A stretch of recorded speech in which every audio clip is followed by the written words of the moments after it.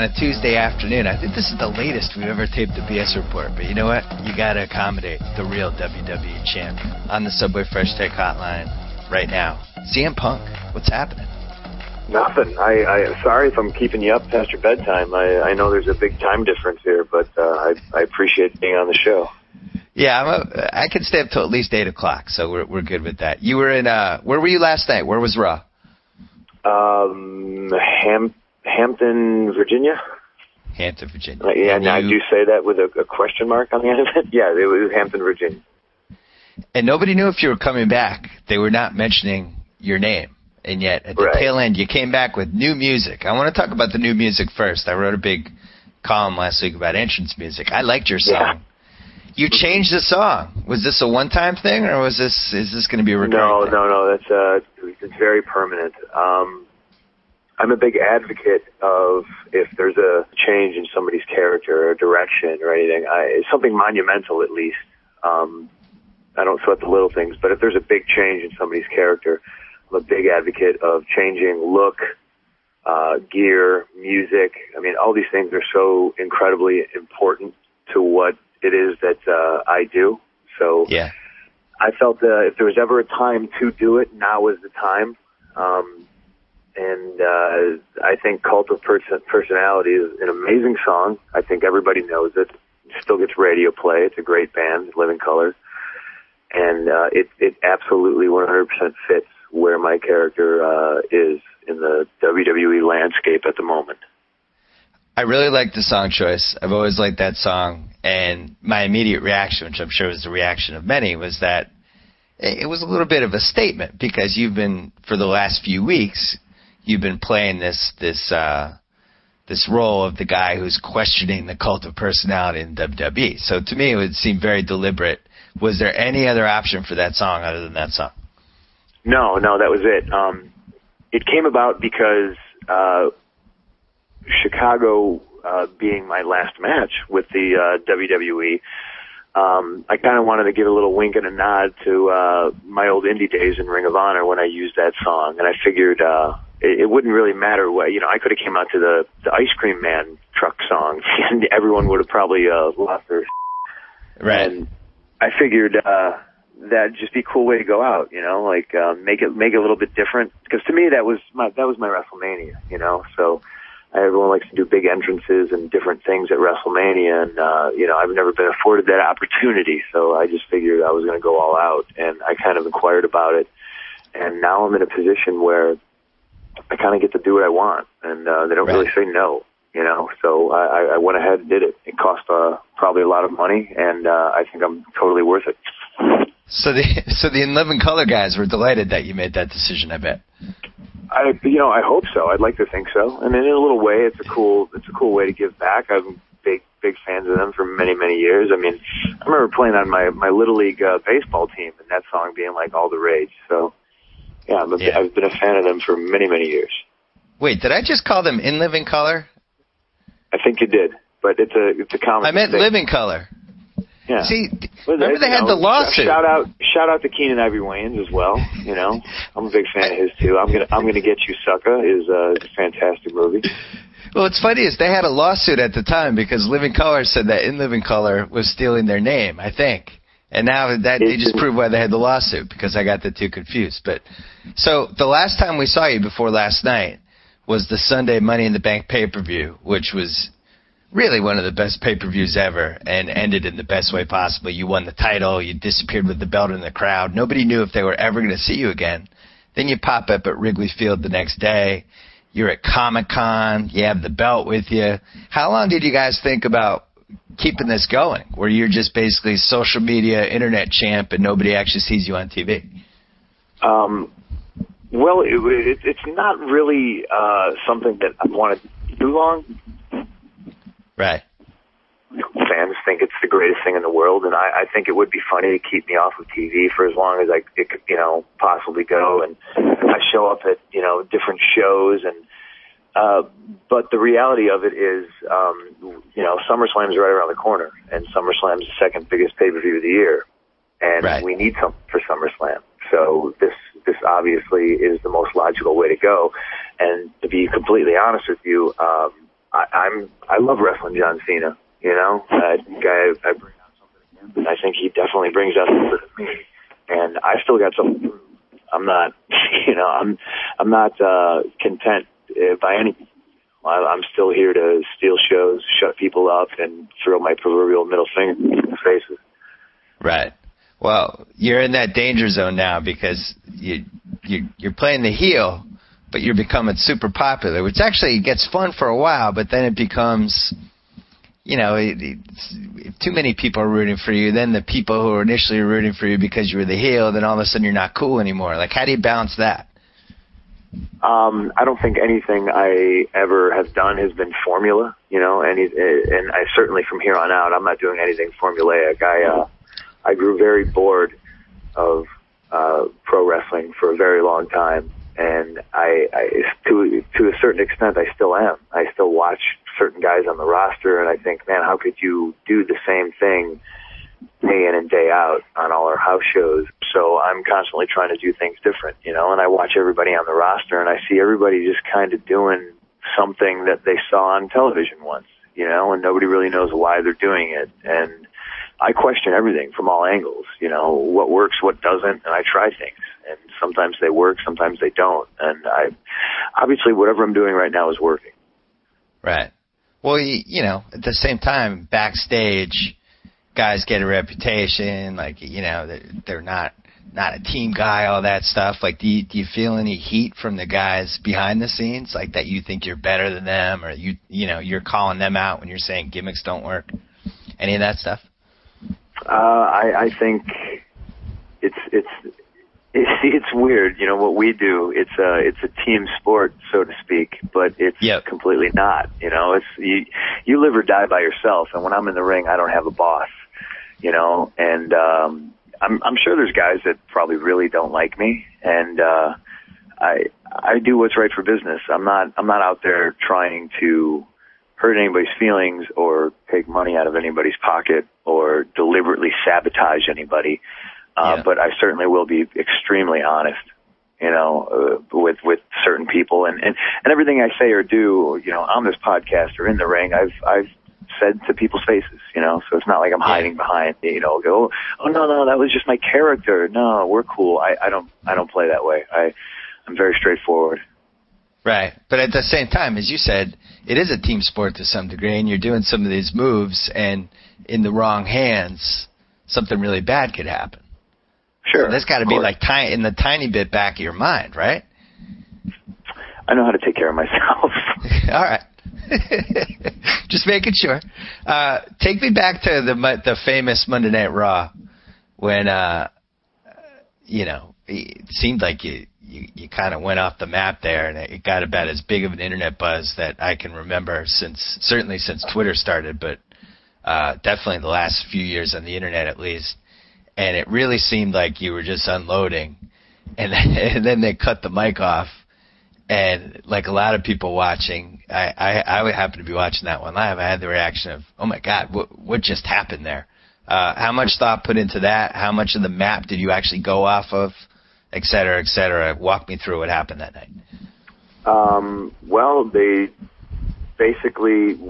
knew that we wanted to cut the mic off, you know, so now I'm playing with how real can we make this? And, it was, you know, when I say it was 100% real, it was 100% real because it came from the heart. You know, it wasn't anything anybody, including myself, sat down and put on a piece of paper. Yeah. You know, I know what I can and can't say. I know what going too far is, and I went a little bit too far on a couple of those things, but it wasn't anything that was going to hurt business. Like, for instance, me saying hello to Colt Cabana. It's just something that would jar, like, even the most jaded wrestling fan. Oh, well, if it's on TV, it's a work. But wait a minute, he just said hi to his friend who doesn't work here, who, you know, I mean, and I'm sure the fraction of the audience who even knew who Colt Cabana was at the time was pretty small, but it's enough to kind of skirt that line, and that's my intention. I think there's a lot of people out there that are very jaded and send the product that hasn't been as good as it should be for a very long time. And no matter what you give them, no matter how good it is, they're always going to be like, well, they're just going to ruin it next week. Right. So they're pushing this guy, and well, he'll be in the doghouse next week. And I really just kind of want to mess with everybody. I wish everybody would just kind of shut up, sit back, and watch it unfold. I'm telling stories, and since about 2005, that's all I said. I'm a storyteller, and I think we're doing a great job so far. Yeah, I mean, sure, you can pick it apart, and you can be an armchair booker and say what would be better and this and that, but until the tell-all book comes out, trust me, I'm dodging bullets and doing a very good job. Was there? Did you have any doubt at any point over the last 6 months that you actually weren't coming back to WWE? Yeah, absolutely. My mind was made up. I was done. Really? Yep. 100%. And what changed? What was that? What was the key date when that changed? Sunday, Money in the Bank pay-per-view. Wait a second. So at the Money in the Bank pay-per-view, you really thought there was a chance you weren't coming back to WWE? Yeah, absolutely. Wow. I'm stunned by that. I thought from the moment you did the cut the mic thing on Monday Night Raw that this was all like a very elaborate storytelling thing to lead to SummerSlam. So you're telling me that's not true? No, I was. And the funny thing is I wasn't trying to hold out for a better deal. I wasn't playing my cards close to the vest. I had a gigantic life decision to make, and it wasn't easy, and it took me a very long time, a lot of sleepless nights, and I still wasn't sure. What it's kind of a big deal. What do you think you would have done had you not returned to the WWE? I sat on my couch. 100%, absolutely. Co-hosted my podcast with me? Yeah, I definitely entertain ideas. So you went from not knowing if you were going to work to what I'm assuming you're going to be headlining SummerSlam on August 14th in Los Angeles, would be my guess. Yeah, it looks that way. That's pretty good. Pretty crazy. Plus, obviously, after what happened the last 4 weeks, I think you hit stardom, definitely. I mean, you were already doing really well, but I think it moved you to another level. I think casual fans now know this whole storyline, and I can't remember the last time that's really happened in wrestling. I think you'd have to go back to, 2002, 2000, maybe when Hulk Hogan came back and won the title, like a storyline that kind of grabbed fans that don't follow wrestling. Would you agree with that? Yeah, absolutely. And the fact that I'm doing your podcast, I think, speaks volumes. I get recognized a lot. I've gotten recognized probably 10 times the amount I am normally good for since that promo, and then since Really? Money in the Bank. Forget about it. It's pretty crazy. Yeah. Walk me through when the Money in the Bank, you come out. One of the better entrances I think I've ever seen with wrestling. You're in your home crowd, you come out, songs playing, and just on TV, the energy seemed amazing. What was it like in the arena? Man, I don't know if I can put it into words. I just don't know if I can really describe it. I think I was going out there, and I think I work a lot better in high pressure situations, and for me at least, there's never been a higher pressure situation. I had been vocal about my spot and where I think I should have been, and now all eyes are on me, and not only that, it's just like, we've done it before where I'm in my hometown, and I try to do something to get them to boo me, and a lot of the times, to my credit, I think it's worked. Yeah. But this time none of that. I wanted Chicago to be Chicago. I was going to be me, and John was going to be John. There wasn't really another way to do it. It was all about, I give credit where credit's due. That audience, that atmosphere, that crowd, they normally say there's 3 people in a match, 2 guys and a referee, but that crowd, they were 100% the superstars that night. You know, I mean, me and John could have had a great match in any other city, but Chicago put it over the edge. Absolutely. It was somebody described it as the perfect storm. Which, I mean, I can't argue with that description at all. It was very exciting. It was very cool. You know, a lot of people I knew were there, and I really feel like a once in a lifetime thing, like lightning in a bottle. I agree with you. I thought that crowd reminded me of the crowds that I grew up with watching in the late 70s, early 80s. Some of the Madison Square Garden crowds where it's just like, you know, those are some of the loudest crowds I can ever remember seeing in my life. And that crowd brought me back to that, I felt like, a little bit. It'll be interesting to see if the SummerSlam crowd will rise to the occasion, because it's actually kind of a hot ticket out here. People are excited for the SummerSlam. It's good. That's a good thing. One last question about that match, because another interesting subplot. Cena didn't get a lot of credit, or nobody really talked about him after the match because it was kind of your night. But he easily could have gone in a different direction and really played like a heel in that match and gone after the crowd and done the whole thing. But I thought it was interesting that he stayed in character, and if anything, seemed kind of disappointed that the crowd was so pro-Punk. Do you think he put thought into that, or was that just like a play it by ear thing? No, I definitely think. I haven't watched it. I don't want to watch it. I'm positive I'll hate it. I already know what I would have done to make it better. I know what I'll do next time to make it better. And it was more or less I'm not going to be able to predict. I can guess what this crowd's going to do, but I don't know to what extent and to what volume. And why am I going to try to shoehorn a bunch of ideas into something when let's just go out there and literally let's have fun, and everybody have fun. Yeah. You know, the crowd, me, John.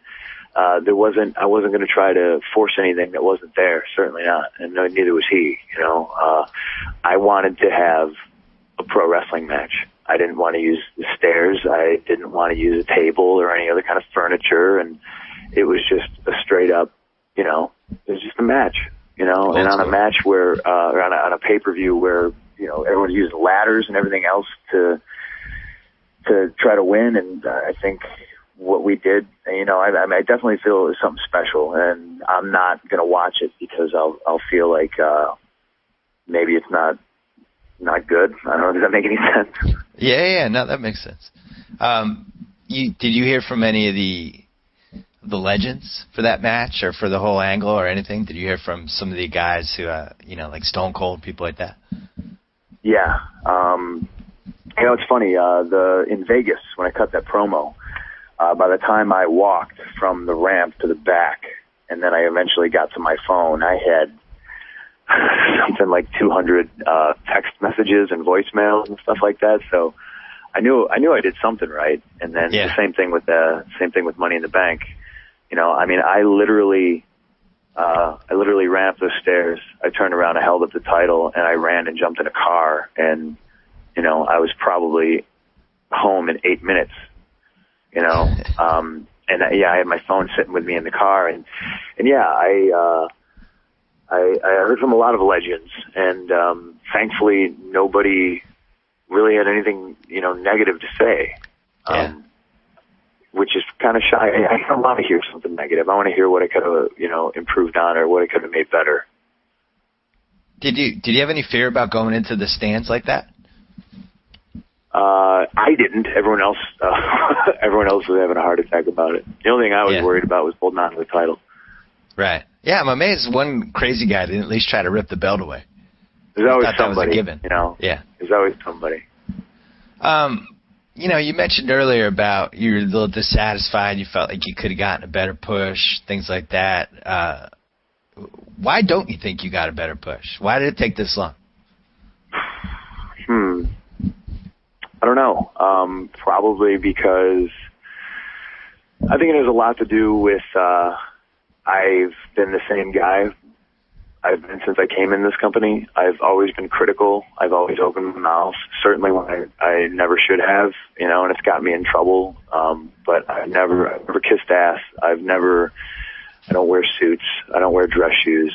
And, a lot of times they like the guys, the guys and or girls that are more media friendly. I mean, let's face it. I'm not, I'm not very media friendly. I mean, chances are if you put a guy like Miz, I'll use him as an example because he's very good at what he does, the talk shows and the media circuits and stuff like that. But in my opinion, he gives very rehearsed corporate answers to everything. It's almost like he's been coached on what to say. And I don't work that way. I just can't. My answers are honest and they're organic, whether somebody likes it or not.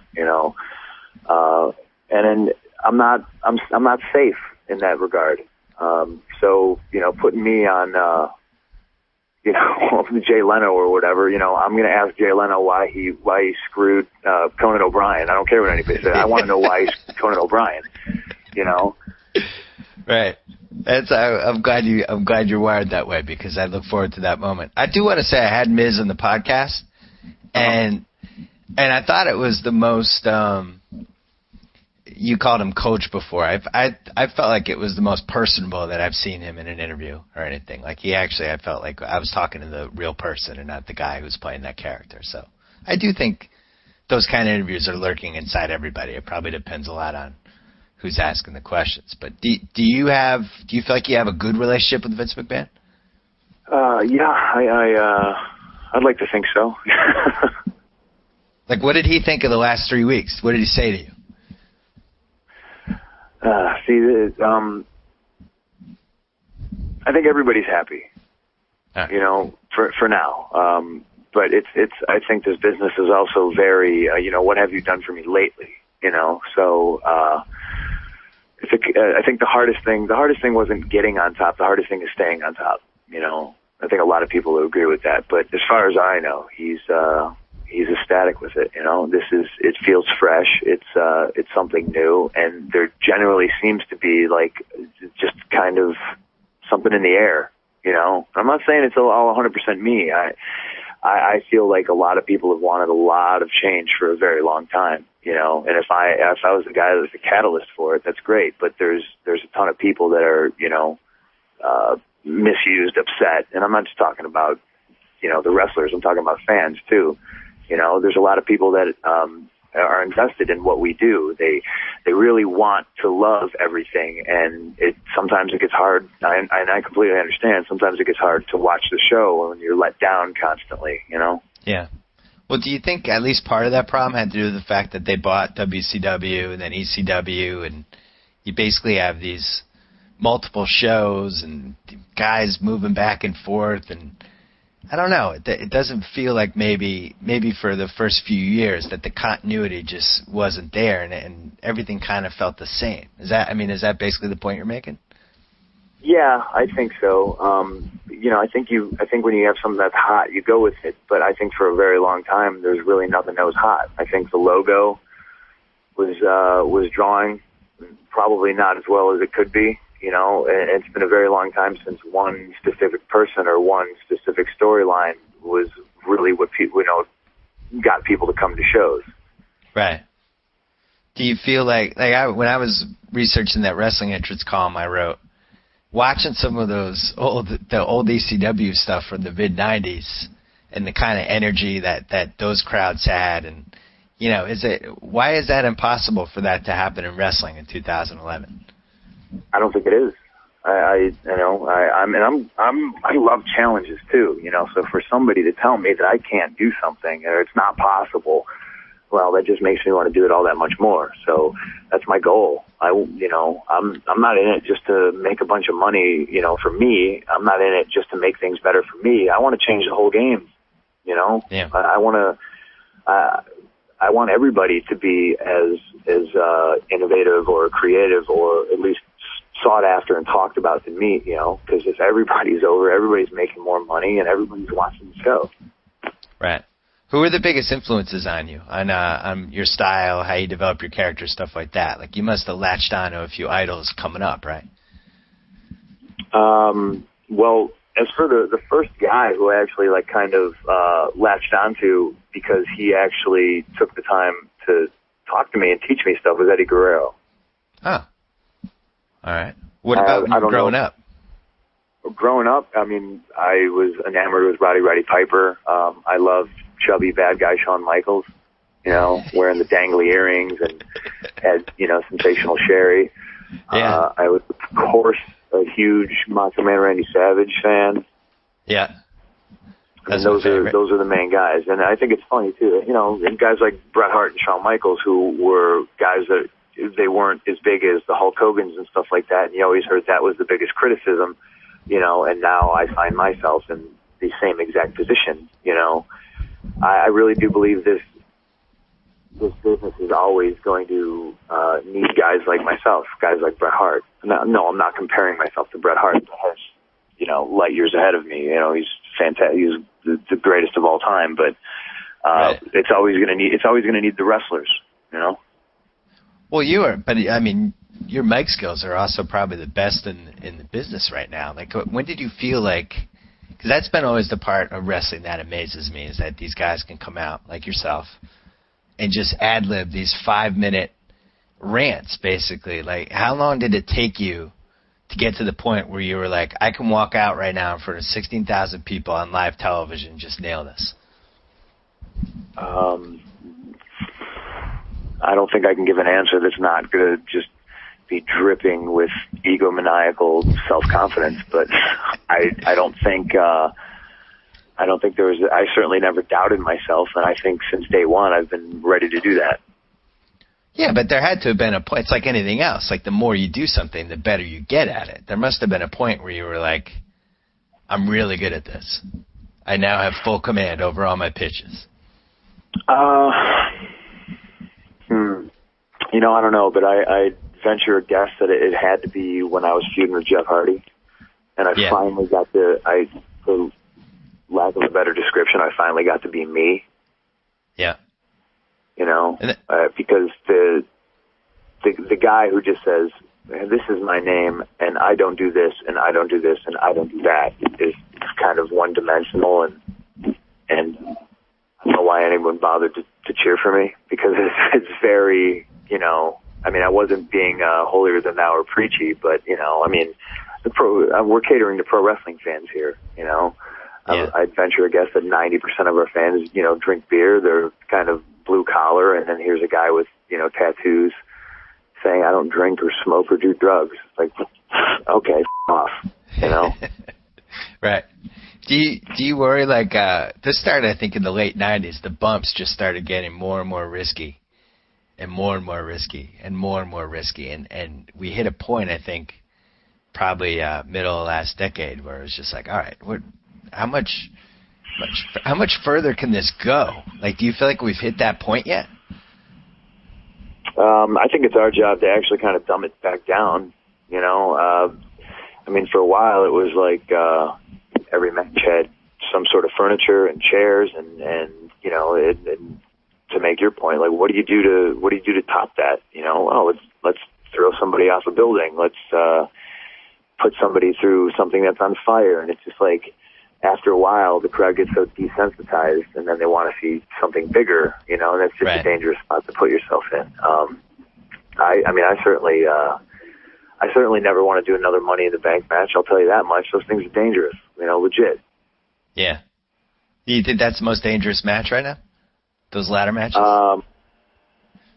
Yeah, I'd say so, especially with that many bodies in it. I mean, yeah. You know, watch one of those matches. You know, you got somebody who's 240 pounds standing on the ladder, and somebody else is jumping on the ladder. I mean, those things twist and they bend and they break, and now the next thing you know, you have some sharp implement sticking on the ladder. You know, there was a few times in some of those matches, like, you know, somebody, you know, bumped 6 inches to the right or the left or whatever it may be. Like, they would have been impaled by, like, you know, some part of the ladder that was sticking up. Yeah, those are very dangerous matches. Tell us quickly about Comic-Con. You went down to San Diego. You brought the belt. You interrupted some things, but it sounded like that was fun. It also sounded like you got mobbed. Oh, it was a lot of fun. And you know, and that, to my point, like, see what happens when you just kind of do stuff. And, you know, I think it's very hard to get the owner of a billionaire or a $1 billion company to just say, hey, listen, just trust me. I'm not going to, go out there and, drop my pants and go streaking. Just let me have a little bit of free reign with this. And, I will do everything within, certain guidelines, but you got to push the envelope a little bit. I mean, nobody in this business who made it to the top did it by just doing everything they were told and not taking chances. I think I have the best guts in the business, and sometimes my gut tells me to do something, and I do it. And, that whole Comic-Con thing that's a perfect example of it. It's unscripted.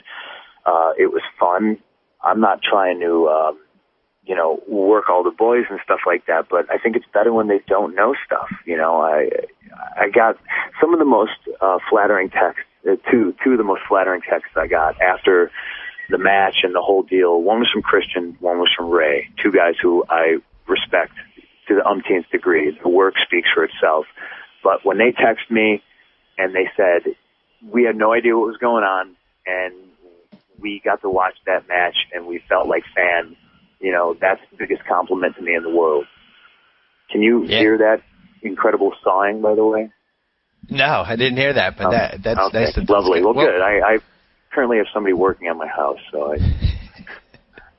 Well, I always have somebody working on my house whenever I do this podcast. So you have SummerSlam. Anything else you can tell us about the next 6 months? Or you want to keep the big mystery? No, I definitely want to keep stuff a mystery. And the truth is, I don't think anybody really knows yet. I think, everyone says, oh, it's a new Attitude Era. You're the second coming of Steve Austin. It's completely false. I'm CM Punk. And if I could call it the new era anything, I'd call it the reality era. I think we have a very talented roster. I think times change so much, and certain people are out of touch with stuff that I don't know if a lot of the talent, people know how to present them in the right light. Guys like Kofi and Dolph Ziggler, I think these guys are awesome, but I think, I think everybody needs to kind of step back, and things need to be done differently. I don't think ratings matter as much as everyone thinks they do anymore, because when Nitro and Raw were going head to head, the combined ratings were like a 9, sometimes a 10. So it's like, where did these millions of people go, and why are we still living and dying based on, those ratings when we don't have competition? Right. So you're saying, reading between the lines, you're saying that maybe it's time for some new blood, some new angles, a new direction, and maybe not trotting out, Undertaker Kane for the 10,000th time. Is that fair? I'm saying let's look at our options. There's a billion different ways you can go, and millions of directions for a million different situations, and I just think that we can do things differently and better. Who's your favorite wrestler and wrestling character, whole thing, other than yourself? Which one do you like the most, respect the most? We're talking about currently? Yeah, currently. It's very, very hard. Like a guy you look at and you just go, that guy did all the right things. I'm on board. Rey Mysterio, hands down. Really? Absolutely. Rey's amazing. Rey knows who he is. Rey knows what he is, and he's amazing. Everything he does. Rey has the ability to make anybody he's in the ring with look 10 times better than they really are. Yeah, and he had a big night last night. Ironically, he lost the title, but that was probably one of the best nights of his career, I'm guessing, right? He wrestled 2, I thought, pretty good matches. He works hard, and you just can't teach experience. Yeah. That's a good quote of Jericho's. Jericho's always saying that to me. You can't teach experience, because he was a guy I asked a lot of advice from when I was like, "No, dude, I'm leaving. I'm split," And he said, "Well, you'll always be able to go back because they can't teach experience." Like what I did, busting my ass on the indies, and actually going out and learning my craft. They can't really teach that anymore. Yeah, and I think Jericho's a good example of somebody that I feel like his career probably should have been a little better than it was. And he still had a good career. He won the title. He was Well, he took the big break, and I think that helped him immensely. And I think that was kind of the blueprint for what I was going to do. I had no intention of leaving and going. I was like, let it rest, because believe it or not, is he wants to say what I do is I'm pretty beat up. Right. When you say you're pretty beat up, what's going on? Well, I mean, I narrowly avoided having hip surgery in November. That's when I was doing commentary, and that's the one that kind of shook me up, because I just got my elbow scoped over the summer. I believe I was notorious for never being hurt, always working hard, and I got my elbow scoped. I didn't miss a beat. I didn't miss a show, and then when I did my hip. That was kind of a wake-up call, because I was like, okay, I'm 32 and I'm about to have a hip surgery, and no matter how good the surgeon is, no matter how, not so bad the surgery was going to be or whatever, it's still a surgery. The rehab was going to suck, and it's my hip, I would like to walk, and normally for the rest of my life. So right. It opened my eyes a lot to a lot of different things. Right now I'm as healthy as I can be. I just, it's typical bumps and bruises and stuff like that. Yeah. Last question about, just in general about wrestling in the internet era. Everybody's an expert. You got a million message boards. You got a million blogs. You got Twitter, people reacting immediately after the end of a match or a pay-per-view. Is it better off to ignore this stuff? Do you embrace it? What's your game plan with that? My game plan is my audience is my audience. So whether it's a 5-year-old kid who doesn't know what the internet is and just likes John Cena because he wears colorful T-shirts and he's got big muscles, or like I said, the most staunchest, jaded, wrestling fan, the hardcore fans are always going to be there. So why wouldn't you cater to another audience to try to garner their attention? Because these guys are always going to be there. I don't ignore it. I certainly don't take everything that I read or hear for gospel, because you can't, and I'm also not going to jump down anybody's throat and say well, you're not in the ring, so you don't know what it's like. I'm more inclined to say, well, look, what territory have you booked, and what do you know about the business? You can sit behind a computer and tell me what you think would have been cooler. For instance, did I come back too soon? Maybe, but until you watch next week, you don't know what the explanation is. This would be like somebody going to, say you're watching Predator for the first time, and Jesse the Body dies, and he was the coolest guy because he had the big gun. And are you gonna get pissed off and go, Jesse the Body died too early, I'm leaving? Right. I don't know. Maybe some people do. But, everybody's an expert. But when it comes down to it, nobody knows what's going to happen on Raw next week. And I think that's kind of the idea. Tune in next week, see what happens, see where the story's going. At least that's what I want to get back to, And when it's all said and done, and, if there's a better way to do it, I'm sure everyone's going to have their opinion. I know I certainly have my opinion. Well, you made 3 kids that I know cry on Sunday night. Not 1, not 2, but 3. You met one of them, my buddy Sal's son, Archie. He cried. He went to bed crying. 2 other kids included. What is it about John Cena that these little kids, they live and die? What is it about that character that gets them? I don't get it. I think a lot of us, we're on television, so we're larger than life, Yeah. And by the way, the number is way more than 3 that I made cry, because that's not the first time I've heard that since Sunday. Right. But I think that's great. Everybody involved is doing something right if you generate that kind of a reaction. And obviously I don't want to hurt any kid's feelings. But if he's just crying because his guy lost, that's great. That's as good as a grown man being upset because the Pittsburgh Steelers didn't win the Super Bowl. It's the same thing. It's an emotional reaction. That's the business we're in. A lot of people like to say, "Oh, we're in the business of putting smiles on people's faces."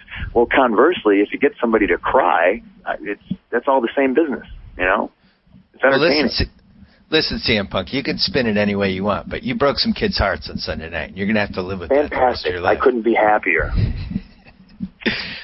Good luck to you. I'm really happy for you. And, I love everything that happened the last 5 weeks, and it certainly got a lot of casual fans back in. It got me a little re-energized, and I'm very anxious to see where this whole thing goes. Congrats on your success. Thanks for coming on. No, thank you very much. And I want to, and my parting gift to you is to say, I think it's very cool that you've had The Miz on here. Thank you for having me on here. I think a lot of people are embarrassed about pro wrestling, and I don't think anybody needs to be. My goal is to make this cool again, and it's not just going to be me who does it. It's going to be me and Cena and Miz and Rey Mysterio, and that's where the team effort comes in. I want to open this thing wide open again, like it was, in the late '90s. So you're good help. Thank you for getting the word out. I appreciate it. My pleasure. And good luck in SummerSlam. Hopefully, talk to you soon. Thank you. Target % off. Whoa! Thank you for downloading the B.S Report with Bill Simmons. Too much fun. Check out more podcasts at the iTunes Music Store or at Pod Center at ESPNradio.com. Peace out.